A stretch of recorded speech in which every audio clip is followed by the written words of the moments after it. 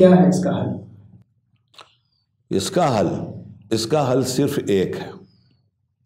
کلمہ پڑھنے والوں کو ایمانداری سے مسلمان بننا پڑے گا۔ یا ایھا الذین آمنوا آمنوا باللہ و رسولہ کی طرف دیکھنا پڑے گا، طبیعت کو شریعت کے سانچے میں ڈھالنا پڑے گا، اور صرف رسمی اور اسمی مسلمان بن کر،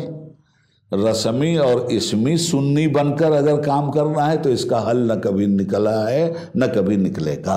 اس لیے کہ نگیٹو وے میں چلنے کے بعد حل نہیں نکلا کرتے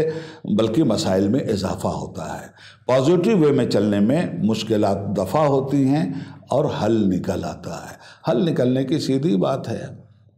کہ طریق مصطفیٰ کو چھوڑنا ہے وجہ بربادی، اسی سے قوم دنیا میں ہوئی بے اقتدار اپنی،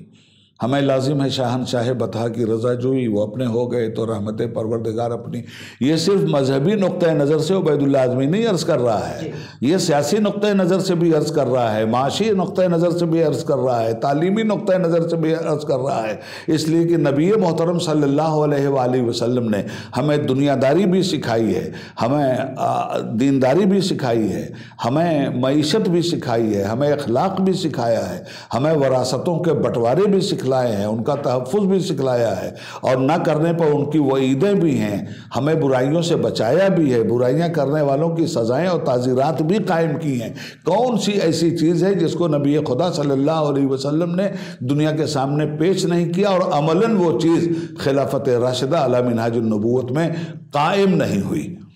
تو اس طرف اگر آپ آ رہے ہیں تو ٹھیک ہے، ورنہ آپ اگر زمین حاصل کرنے کا نام جہاد رکھتے ہیں، آپ کی مرضی، جہاد تو اللہ کے نام پر ہوتا ہے، جہاد سے تعلق تو نہیں ہے، آپ کو تو زمین چاہیے، آپ کو تو حکومت چاہیے، آپ نے پاکستان بنایا، آج کیا اسلامی قانون پاکستان میں سکہ رائج الوقت کی حیثیت رکھتا ہے کیا؟ سعودی عرب، حضرت ابوبکر نے اپنی حکومت کا نام صدیقیہ عربیہ نہیں رکھا، حضرت عمر نے فاروقیہ عربیہ نہیں رکھا، حضرت عثمان نے عثمانیہ عربیہ نہیں رکھا، حضرت علی نے علویہ عربیہ نہیں رکھا، حضرت امام حسن نے حسنیہ عربیہ نہیں رکھا، آپ آ گئے سعودیہ عربیہ بن گئے۔ تو جن ملکوں میں اکثریت آپ کی ہے، مسلم حکومتیں ہیں، میں اسلامی حکومت نہیں کہتا اور اس وقت تک نہیں کہوں گا جب تک خلافت راشدہ کے منہج پر کسی ملک میں کوئی حکومت قائم نہیں ہوتی۔